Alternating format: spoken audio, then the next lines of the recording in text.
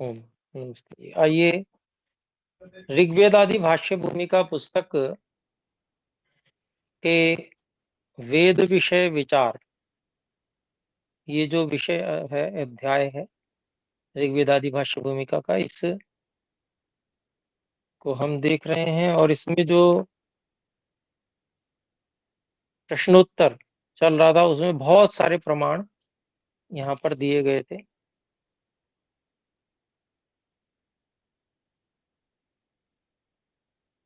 प्रश्न था कि वेदों के प्रतिपादन से एक ईश्वर की पूजा सिद्ध नहीं हो सकती, क्योंकि उसमें जड़ और चेतन की पूजा लिखी है। ये प्रश्न उठाया था।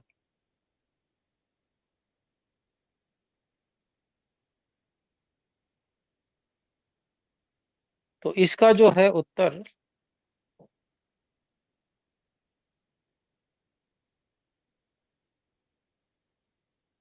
और उसका प्रमाण, बहुत सारे प्रमाण दिए गए। उसमें उन प्रमाणों का थोड़ा सा जो आर्यभाषा भाग है वो भी हमने पढ़ लिया था।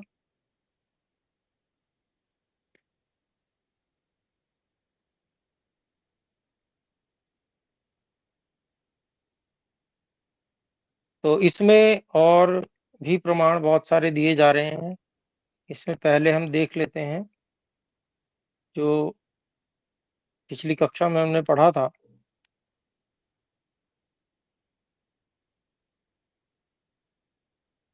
इसमें चारों वेद, शतपथ आदि, चारों ब्राह्मण, निरुक्त और 6 शास्त्र आदि के प्रमाण हैं कि जिस सद वस्तु ब्रह्म के इंद्र, ईशान, अग्नि आदि वेदोक्त नाम है, और अणोरणीयान इत्यादि उपनिषदों के विशेषणों से जिसका प्रतिपादन किया गया है, उसकी उपासना आर्य लोग सदा से करते आए हैं।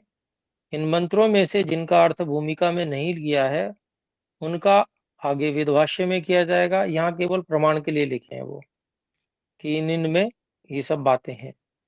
और कोई कोई आर्य लोग किंवा यूरोप देश आदि देश में रहने वाले मोक्षमूलर आदि लोग कहते हैं कि प्राचीन आर्य लोग अनेक देवताओं और भूतों की पूजा करते थे। यह उनका कहना व्यर्थ है, क्योंकि वेदों और उसके उनके प्राचीन व्याख्यानों में अग्नि आदि नामों से उपासना के लिए एक परमेश्वर का ही ग्रहण किया जाता है,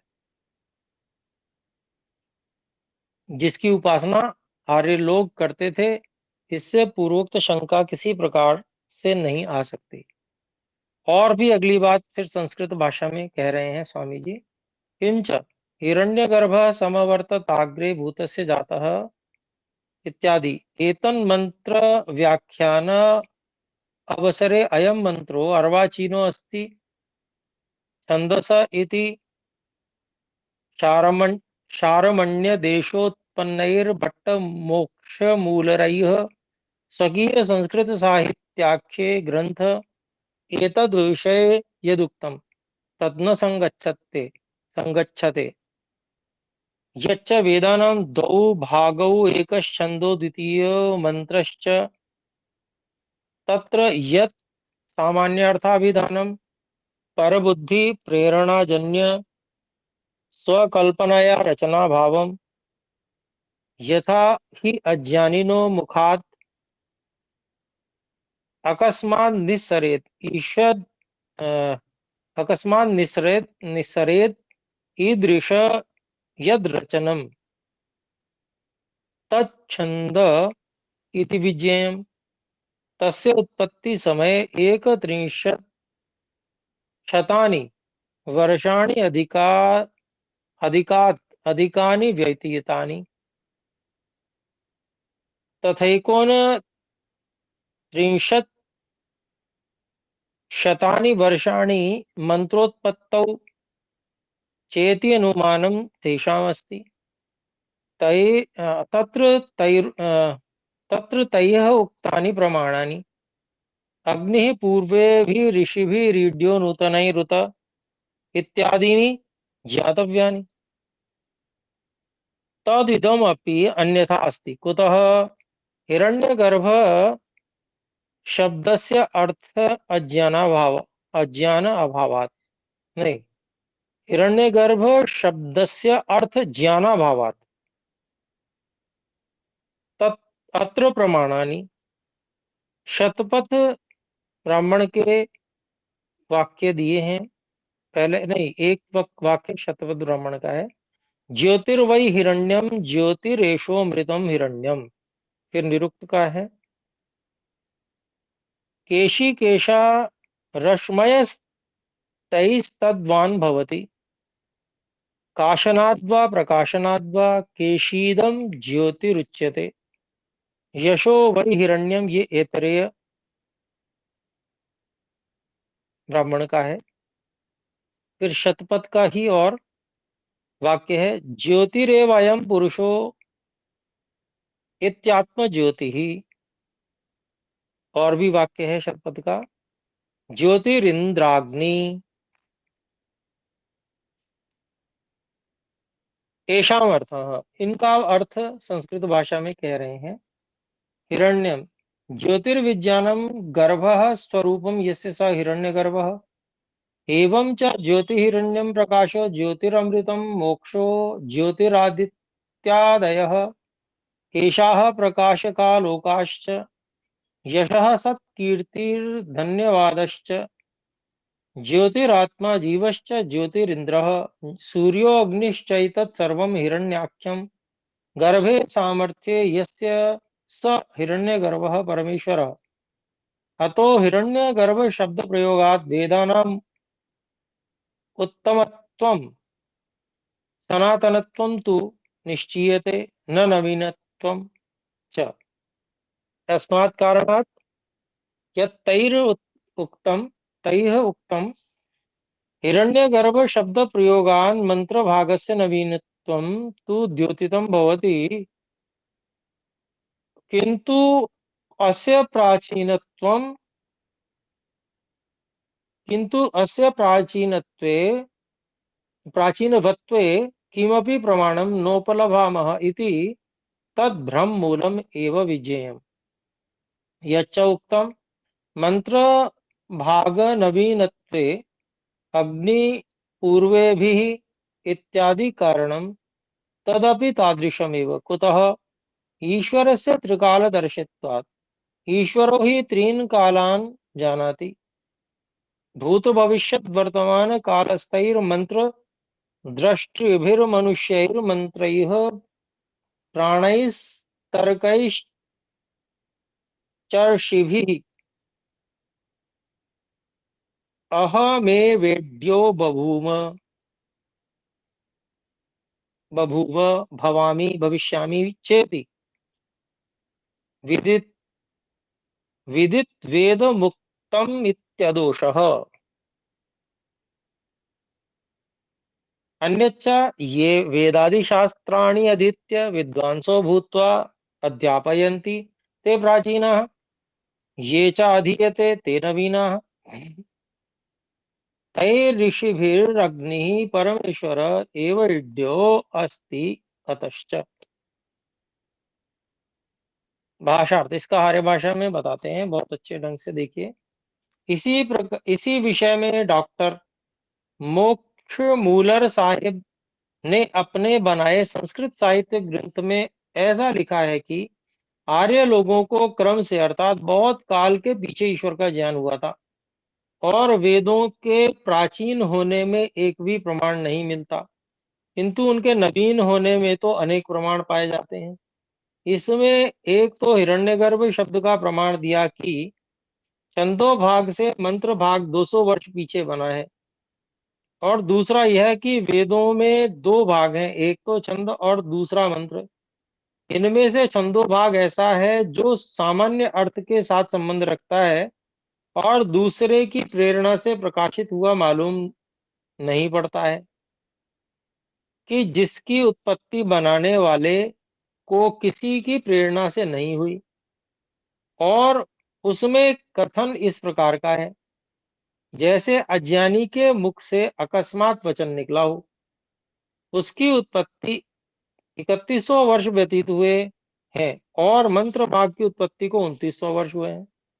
उसमें अग्नि पूर्व भी ऋषि इत्यादि मंत्र का भी इस मंत्र का भी प्रमाण दिया है।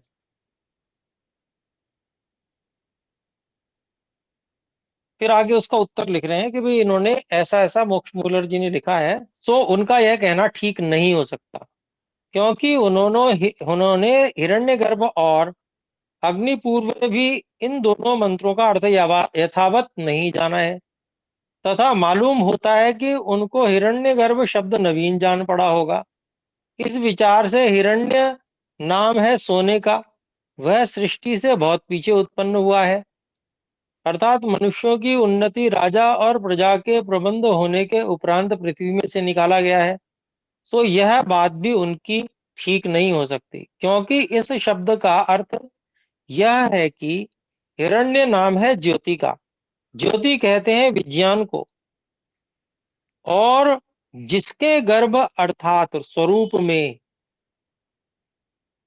है, ज्योति अमृत अर्थात मोक्ष है, सामर्थ्य में जिसके, और ज्योति जो प्रकाश स्वरूप सूर्यादि लोक जिसके गर्भ में है, तथा ज्योति जो जीवात्मा जिसके गर्भ अर्थात सामर्थ्य में है,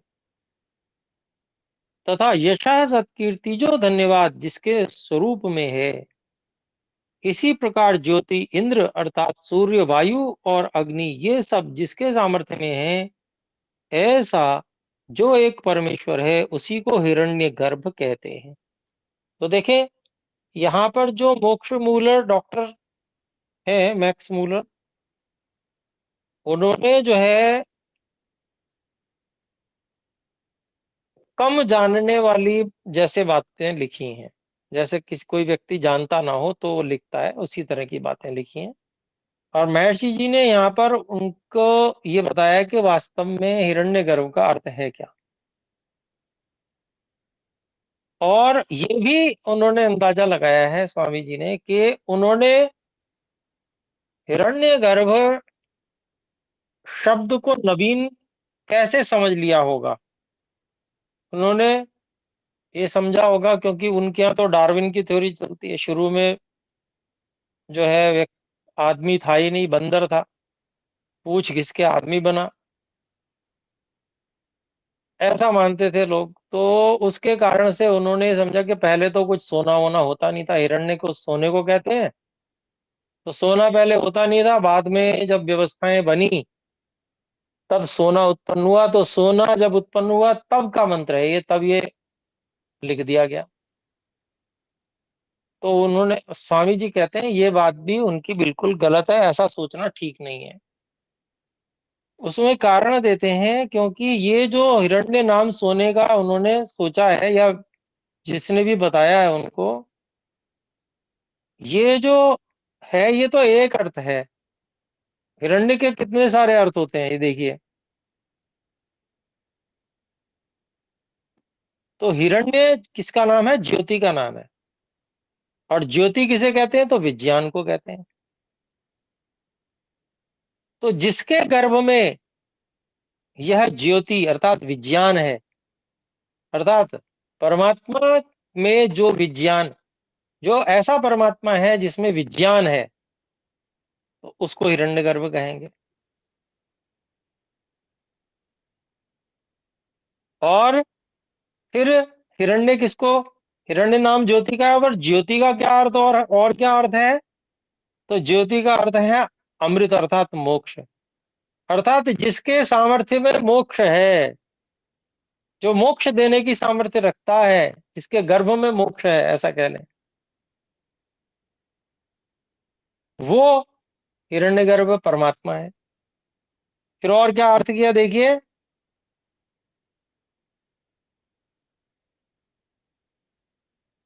ज्योति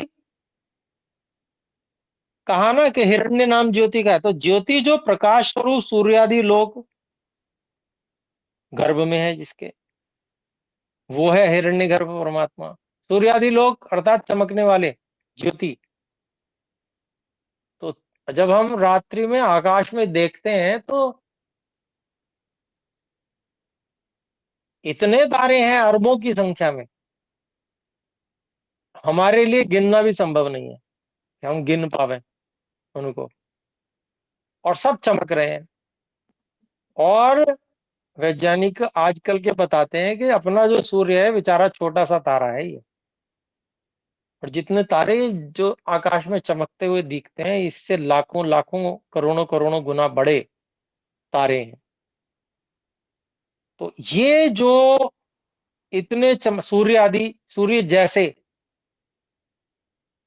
हमारे लिए न गिनने गिन सकने योग्य, असंख्य जिसे कहेंगे, इतने असंख्य जो तारे चमकदार, ज्योति जिसको कहेंगे हम, जिसके गर्भ में है, वो है हिरण्यगर्भ परमात्मा। तो ये अर्थ है। और ज्योति जो है वो यश और सत्कीर्ति को भी कहते हैं।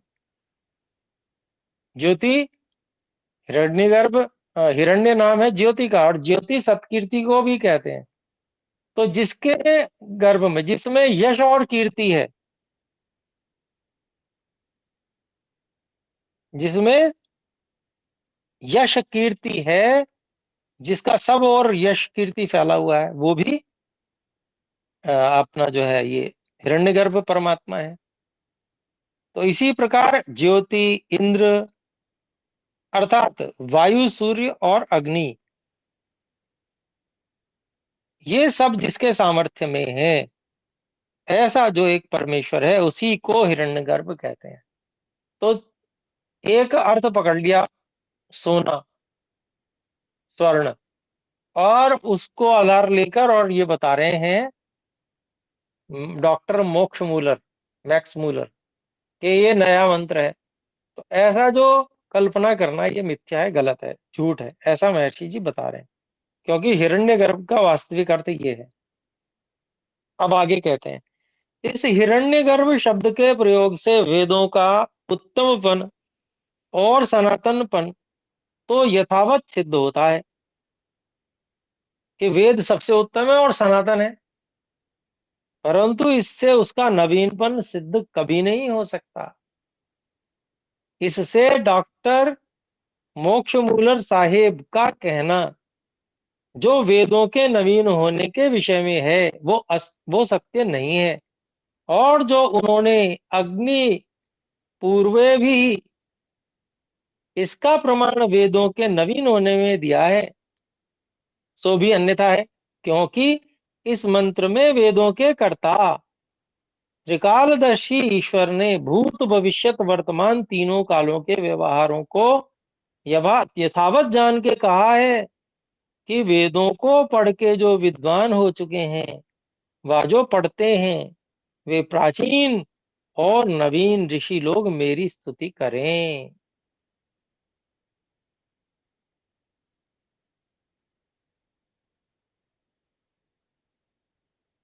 तो यहाँ पर जो पूर्वे भी ऋषि भी इड, उसका सीधा सीधा ऐसा शाब्दिक अर्थ निकाल लिया। पूर्व में जो ऋषि हुए हैं उनके द्वारा जो स्तुति योग्य, ऐसे मोटा सा अर्थ निकाल लिया। वो वास्तविक अर्थ नहीं है। क्योंकि जो वेद में मंत्र होते हैं वो भूत भविष्यत वर्तमान तीनों कालों के व्यवहारों को ही दर्शाते हैं। और उसमें जैसे पूर्व मंत्र था, हिरण्यगर्भ समवर्तताग्रे भूतस्य जातः पति ही एक आसीत, एक ही स्वामी था। तो स्वामी था ऐसा समझ के भी मोक्ष मूलर जी ने ऐसा समझ लिया होगा कि पहले कभी होता था और आज पता चला है, तो आज लिख दिया ये मंत्र। इसलिए ये मंत्र नया है। ईश्वर तो पुराना है लेकिन मंत्र नया है, क्योंकि वही स्वामी था ऐसा ये बता रहा है। तो ये जो इस प्रकार का विचार करना है ये बालकपन जैसा लगता है। क्योंकि जो अर्थ है उसका वो तीनों कालों में होगा। यानी कि स्वामी था, स्वामी है और स्वामी हमेशा रहेगा। ऐसे ही यहां पर भी तीनों कालों में जो व्यवहारों को यथावत जान के ऐसा कहा है कि वेदों को पढ़ के जो विद्वान हो चुके हैं, जो पढ़ते हैं, और जो प्राचीन और नवीन ऋषि हैं, वे लोग मेरी स्तुति करते हैं या करें, या उनके द्वारा मैं स्तुति करने योग्य हूं। तो यहां पर ऐसे समझना चाहिए। तथा ऋषि नाम मंत्र दृष्टा मनुष्य, मंत्र प्राण और तर्क का भी है। तो ऋषि नाम बहुत कई चीजों का है, एक ही चीज का नहीं है। मंत्र दृष्टा मनुष्य का भी है ऋषि नाम, मंत्र का भी है, प्राण का भी है, तर्क का भी नाम ऋषि है।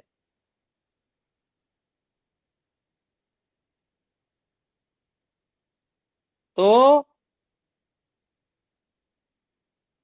इनसे ही मेरी स्तुति करनी योग्य है। इसी अपेक्षा से ईश्वर ने इस मंत्र का प्रयोग किया है।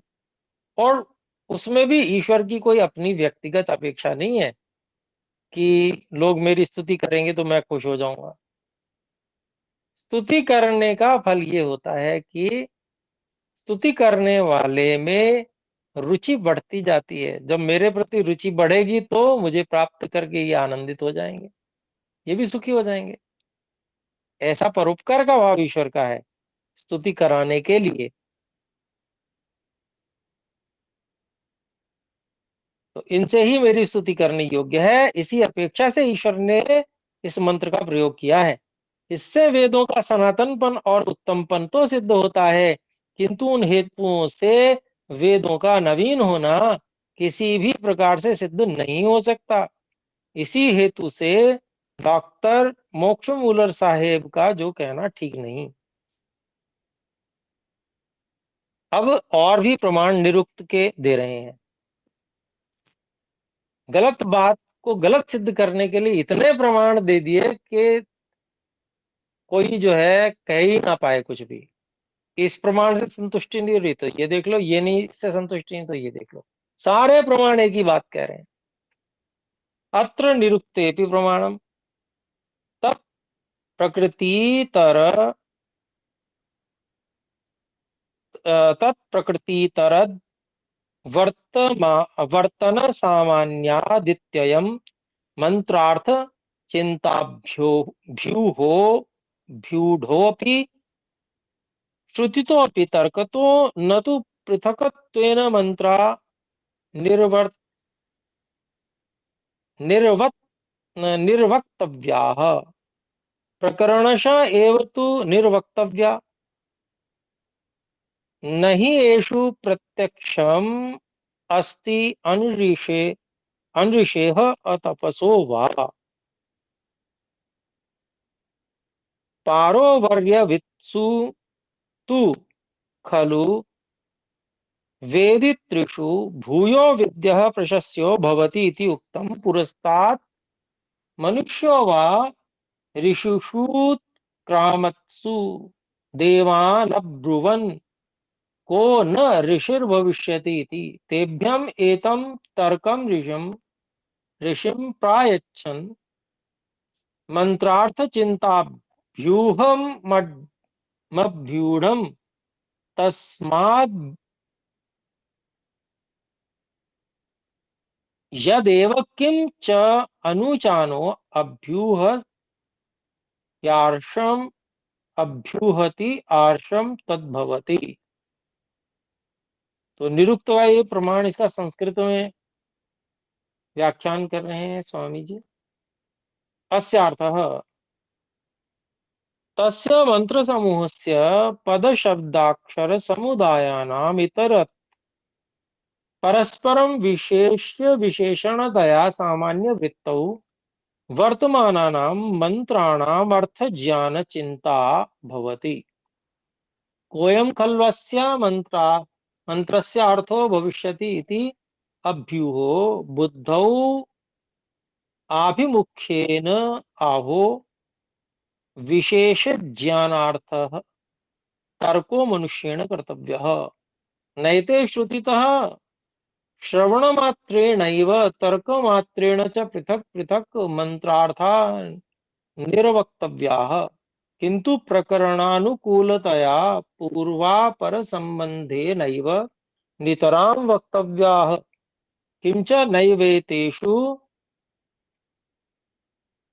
मंत्रेषु अनृषेः अतपसो अशुद्धान्तकरणस्य अविदुषः प्रत्यक्षं ज्ञानं भवति न यावत् वा परोवर्यवित्सु कृतप्रत्यक्षमन्त्रार्थेषु मनुष्येषु भूयो विद्यो बहुविद्यान्वितः प्रशस्योत्युत्तमो विद्वान् भवति न तावदभ्यूढः सुतर्केण वेदार्थमपि वक्तुमर्हति इति उक्तं सिद्धमस्ति।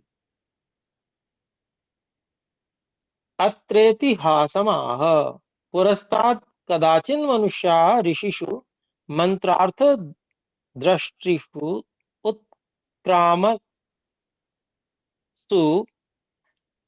अतीतेषु सत्सु देवान् विदुषु ब्रुवन्न पृच्छन् कोऽस्माकं मध्ये ऋषिर्भविष्यति इति। तेभ्यः सत्यासत्य विज्ञानेन वेदार्थ बोधार्थ चैतं तर्कं ऋषिं ते प्रायच्छन् दत्तवन्तो अयमेव युष्मासु ऋषिर्भविष्यति इति उत्तरम् उक्तवन्तः। कथं भूतं तर्कं, कथं भूतं तं तर्कम्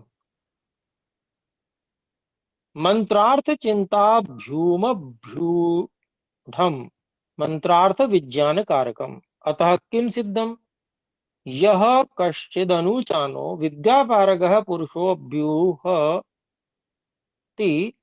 पुरुषोऽभ्यूहति वेदार्थमभ्यूहते प्रकाशयते तदेवम् आर्ष ऋषि प्रोक्तं वेद व्याख्यानं भवति इति मंतव्यम्। किंच यदल्पविद्येन अल्पबुद्धिना पक्षपातिना मनुष्येण चाभ्यूह्यते तदार्शमनृतं भवति नैतत् केनापि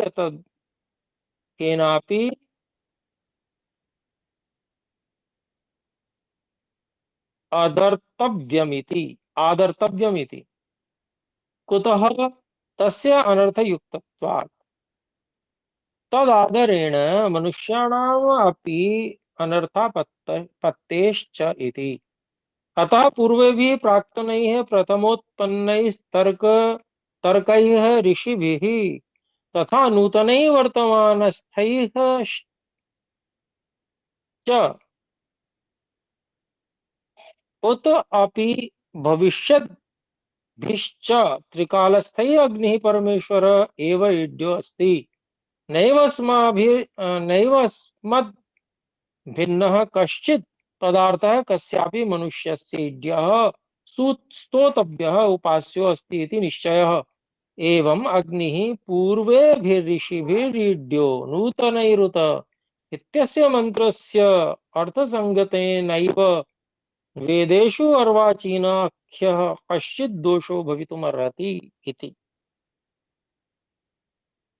तो निरुक्त पढ़े बिना जो वेद का अर्थ करेंगे तो उनसे तो भूल होगी ही होगी, तो इसलिए निरुक्त का प्रमाण दिया है। देखिए, तो मोक्ष मूलर आदि जो है इस प्रकार के लोग हुए हैं, इन्होंने निरुक्त आदि ग्रंथों को तो पढ़ा नहीं, ऋषियों की बात तो समझी नहीं, इसलिए उनको पता ही नहीं है कि वास्तव में अर्थ करते कैसे हैं। तो आइए देखते हैं भाषार्थ इसका। इसमें विचारना चाहिए कि वेदों के अर्थ को यथावत बिना विचारे उनके अर्थ में किसी मनुष्य को हठ से सहसा करना उचित नहीं। अचानक ही अर्थ करने लग पड़ा, आता जाता कुछ है नहीं, तो ऐसे हठ करना ये ठीक नहीं है। क्योंकि जो वेद सब विद्याओं से युक्त हैं, अर्थात उनमें जितने मंत्र और पद हैं वे सब संपूर्ण सत्य विद्याओं के प्रकाश करने वाले हैं। और ईश्वर ने वेदों का व्याख्यान भी वेदों से ही कर रखा है, क्योंकि उनके शब्द धात्वर्थ के साथ योग रखते हैं। इसमें निरुक्त का भी प्रमाण है, जैसा कि यास्क मुनि ने कहा है, तत्प्रकृति इत्यादि। वेदों के व्याख्यान करने के विषय में ऐसा समझना कि जब तक सत्य प्रमाण सुतर्क वेदों के शब्दों के पूर्वापर प्रकरणों व्याकरण आदि वेदांग सारे वेदांगों की बात कर दी, व्याकरण आदि, व्याकरण आरंभ में है जिसके, शिक्षा, कल्प, व्याकरण, निरुक्त, छंद, ज्योतिषीय वेदांग है। तो व्याकरण आदि वेदांगों, शतपथ आदि ब्राह्मणों, पूर्व मीमांसा आदि शास्त्रों और शास्त्रांतरों का यथावत बोध न हो, और परमेश्वर का अनुग्रह उत्तम विद्वानों की शिक्षा, उनके संग से पक्षपात छोड़ के आत्मा की शुद्धि न हो, तथा महर्षि लोगों के किए व्याख्यानों को न देखें, तब तक वेदों के अर्थ का यथावत प्रकाश मनुष्य के हृदय में नहीं होता है। इसलिए सब आर्य विद्वानों का सिद्धांत है कि प्रत्यक्ष आदि प्रमाणों से युक्त जो तर्क है वही मनुष्यों के लिए ऋषि है। ये जो बात है ना, यास्को मुनि जी ने जो कही है, उसका जो आर्य भाषा में बात कही है, उसको एक बार फिर से मैं पढ़ रहा हूं, क्योंकि ये इतना महत्वपूर्ण है कि वेद पढ़ने में कितनी क्या क्या योग्यता की अपेक्षा है। वेद पढ़ने से ऐसी समझ में आ जाएगा, ऐसी बात नहीं है। हम में से पता नहीं कितने लोग हैं और वो इस प्रकार की बात कहते हैं, जी कुछ पढ़ने की जरूरत नहीं है, आप तो जी हमारा भाष्य पढ़ लो, हमने किया है। ऐसे कहने वाले लोग हैं। संस्कृत पढ़ने की भी जरूरत नहीं है, ये पढ़ लो तो वेद समझ में आ जाएगा। बताइए। और देखिए यहाँ पर ऋषि क्या कह रहे हैं, जो सत्यवादी सत्यवानी सत्यकारी होते हैं, इनमें स्वार्थ नहीं होता ऋषियों में। और जो ऐसा कहने वाला है कि मेरा वाला पढ़ लो बस, ये तो स्वार्थ के कारण से कह रहा है कि मेरा पढ़ोगे तो मेरा प्रचार होगा और मैं पूजने लग जाऊंगा कि मैंने वेद का भाष्य किया है। तो ऐसे लोगों की बात कदापि मानने योग्य नहीं है। देखिए फिर से पढ़ रहे हैं।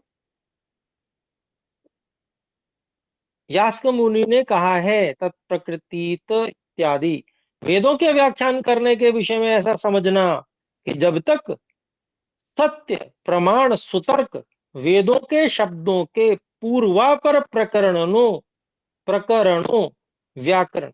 अब ये पूर्वापर प्रकरण, शब्द, प्रमाण, सुतर्क, सत्य, ये जितनी बात है वो कैसे आती हैं समझ में। एक गिनाई ना बातें, सत्य, प्रमाण, सुतर्क, वेदों के शब्द, शब्दों के पूर्वापर प्रकरण, ये तब आ सकते हैं जब पढ़ा हो व्याकरण आदि वेदांग। छह जो वेदांग हैं उनकी बात है, व्याकरण आदि वेदांग। और शतपथ आदि ब्राह्मणों किस प्रकार से, किस शैली से अर्थ करते हैं वेदों का, वेदों के मंत्रों का अर्थ करने की शैली क्या है, वो सीखनी पड़ती है। शतपथ आदि ब्राह्मणों, जहां पर वहां पर में व्याख्यान किए गए मंत्रों के। फिर पूर्व मीमांसा आदि शास्त्रों, पूर्व मीमांसा शास्त्रों में क्या है, ये सब प्रकरण इत्यादि सबका ज्ञान कराता है ये, कि अर्थ कैसे करना है वाक्य का। और शास्त्रांतरों का यथावत बोध न हो, अर्थात इसका पूरा का पूरा जो विवरण कि वेदार्थ कैसे जाना जाएगा, और उसके लिए पूरा पाठ्यक्रम बनाया महर्षि दयानंद जी ने। उस पूरे पाठ्यक्रम को पढ़ना होगा, तब वेद का अभिप्राय ठीक से समझ में आएगा। तो और शास्त्रांतरों का यथावत बोध न हो, और परमेश्वर का अनुग्रह, ये बहुत जरूरी है। अब इसके आगे जो बात कह रहे हैं वो भी बहुत जरूरी है। ये तो केवल शब्दों को, प्रकरणों प्रकरणों को समझना इस ऐसे हो पाएगा। और परमेश्वर का अनुग्रह, कृपा विशेष होनी चाहिए। उत्तम विद्वानों की शिक्षा, उनके संग से तो ईश्वर की कृपा होगी, और विद्वानों की शिक्षा, उत्तम विद्वान शिक्षा करेंगे और उनके आचरण से सीखेंगे, उनके साथ रह के सीखेंगे। कैसे, क्या सीखेंगे, पक्षपात छोड़ के व्यवहार करना सीखेंगे। तो उनके संग से पक्षपात छोड़ के आत्मा की शुद्धि न हो, यदि ऐसा इतना नहीं होता है, तथा महर्षि लोगों के किए व्याख्यानों को न देखें, तब तक वेदों के अर्थ का यथावत प्रकाश मनुष्य के हृदय में नहीं होता है। इसलिए सब आर्य विद्वानों का सिद्धांत है कि प्रत्यक्षादि प्रमाणों से युक्त जो तर्क है वही मनुष्यों के लिए ऋषि है। इससे यह सिद्ध होता है कि सायणाचार्य और महीधर आदि अल्प बुद्धि लोगों के झूठे व्याख्यानों को देख के आजकल के आर्यावर्त और यूरोप देश के निवासी लोग जो वेदों के ऊपर अपनी अपनी देश भाषाओं में व्याख्यान करते हैं वे ठीक ठीक नहीं है, और उन अनर्थ युक्त प्रमाण व्याख्यानों के मानने से मनुष्यों को अत्यंत दुख प्राप्त होता है। इससे बुद्धिमानों को उन व्याख्यानों का प्रमाण करना योग्य नहीं है। तो जो इस क्रम से नहीं पढ़े, जिनका जो हृदय है वो शुद्ध नहीं है, जो पक्षपात रहित नहीं है, इस प्रकार के ईश्वर की कृपा जिन पर विशेष नहीं है, उत्तम विद्वानों से जिन्होंने तप करना सीखा नहीं है,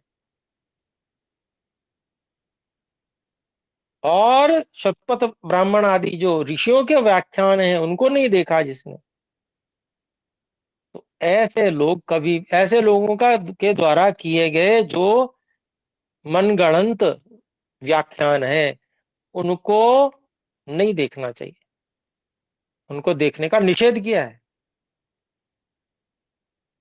प्रमाण भी नहीं करना चाहिए। फिर आगे कहते हैं, तर्क का नाम ऋषि होने से सब आर्य लोगों का सिद्धांत है कि सब कालों में अग्नि जो परमेश्वर है वही परम उपासना के करने के योग्य है। अन्यच्च, एक और प्रमाण ले रहे हैं ऐत्रेय ब्रह्म का, प्राणावा ऋषयो दैव्यासः पूर्वे भी पूर्व कालावस्था पूर्व कालावस्थास्थैः कारणस्थैः प्राणैः कार्यद्रव्यस्थैः नूतनैश्च ऋषिभिः सहैव समाधि योगेन सर्वैर्विद्वद्भिरग्निः परमेश्वरो एवेड्योस ईड्यः अस्ति अनेन श्रेयो भवति इति मंतव्यम। इसका आर्य भाषा में लिख रहे हैं, जगत के कारण प्रकृति में जो प्राण है उनको प्राचीन और उसके कार्य में जो प्राण है उनको नवीन कहते हैं। इसलिए सब विद्वानों को उन्हीं प्राणरूप ऋषियों के साथ योगाभ्यास से अग्नि नामक परमेश्वर की ही स्तुति प्रार्थना और उपासना करनी योग्य है। इतने से ही समझना चाहिए कि भट्ट मोक्ष मूलर साहिब आदि ने इस मंत्र का अर्थ ठीक ठीक नहीं जाना है।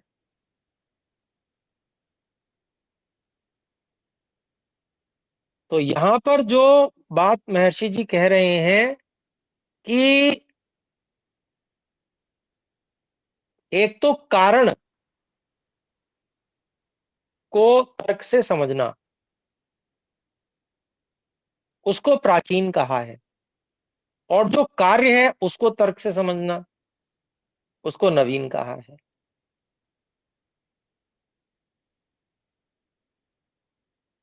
और कहते हैं सब विद्वानों को उन्हीं प्राण रूप ऋषियों के साथ योगाभ्यास से, अर्थात यहां पर योगाभ्यास को पर बल दिया गया है कि जब व्यक्ति योगाभ्यास करेगा तब उसका अर्थ अच्छे से समझ पाएगा अंदर ईश्वर की कृपा से। तो वो जो प्राण रूप ऋषि हैं उनके साथ योगाभ्यास से अग्नि नामक परमेश्वर की ही स्तुति प्रार्थना उपासना करनी योग्य है।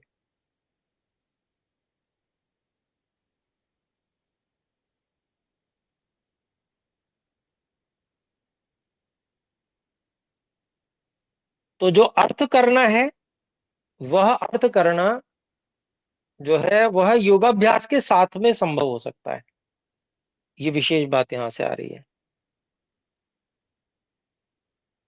और जब योगाभ्यास से अग्नि नामक परमेश्वर की स्तुति, प्रार्थना, उपासना करते हैं और ईश्वर की कृपा के विशेष पात्र बनते हैं, तब ही जो है अर्थ ठीक ठीक समझ में आता है।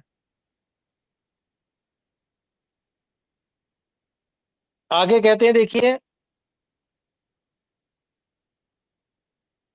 यच्चोक्तम छंदो मंत्रयोर भेदो अस्ति इति तदपि असंगतम। कुतः? छंदो वेद निगम मंत्र श्रुतीनां पर्यायवाचकत्वात्। तत्र छन्दोऽनेकार्थवाचकम् अस्ति। वैदिकानां गायत्र्यादि वृत्तानां, लौकिकानाम् आर्यादीनां च वाचकम्। क्वचित् स्वातन्त्र्यस्यापि अत्र आहुः यास्काचार्याः। निरुक्त का वचन है। मंत्रा मननात् छंदांसि छादनात् स्तोमः स्तवनात् यजुर्यजतेः संमित ऋचा साम संमित ऋचा। अस्यायम् अभिप्रायः। मत्रिगुप्त परिभाषणे अस्माद् हलश्च इति सूत्रेण घञ् प्रत्यये कृते मंत्र शब्दस्य सिद्धिर्जायते। गुप्तानां पदार्थानां भाषणं यस्मिन् वर्तते स मंत्रो वेद। तदवयवानाम् अनेकार्थानामपि मंत्रसंज्ञा भवति तेषां तदर्थवत्वात्। तथा मनज्ञाने अस्मात् धातोः सर्वधातुभ्यः ष्ट्रन् इति उणादिसूत्रेण ष्ट्रन् प्रत्यये कृते मंत्रशब्दो व्युत्पद्यते। मन्यते ज्ञायते सर्वैर्मनुष्यैः सत्याः पदार्था येन यस्मिन् वा स मंत्रो वेदः। तदवयवा अग्निमीडे पुरोहितम् इत्यादयो मंत्रा गृह्यन्ते। अविद्यादि दुःखानां निवारणात् सुखैराच्छादनात् छन्दो वेदः। तथा छन्देरादेश्च छः छन्देरादेश्च छः इति औणादिकं सूत्रम्। चदि आह्लादने दीप्तौ च इति अस्मात् धातोः असुन प्रत्यये परे चकारस्य छकारादेशो देशे देशे च कृते छन्दस इति शब्दो भवति। वेदाध्ययने सर्व विद्या प्राप्तेर मनुष्य आह्लादी भवति सर्वार्थ ज्ञाता च अतश्छन्दो वेदः। शतपथ का वचन। छंदांसि वै देवा वयोनाधाश्च छन्दोभिर्हि इदं सर्वं वयुनं नद्धम्।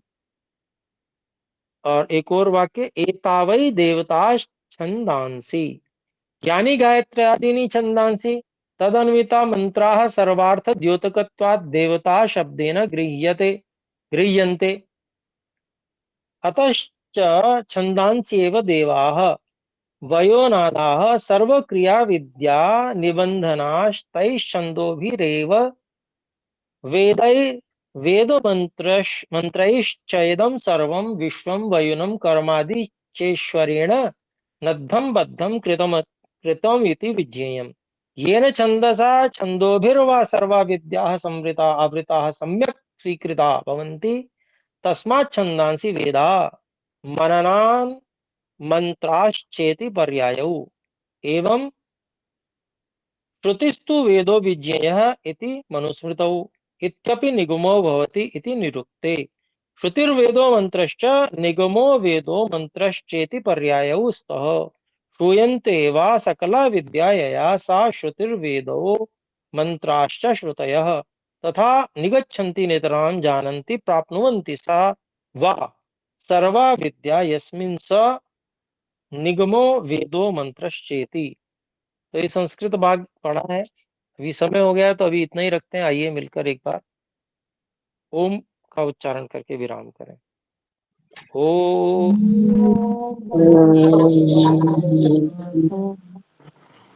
सर्वेभ्यो नमः। सभी को स्वागत। नमस्ते आचार्य जी। नमस्ते आचार्य जी। आचार्य जी धन्यवाद।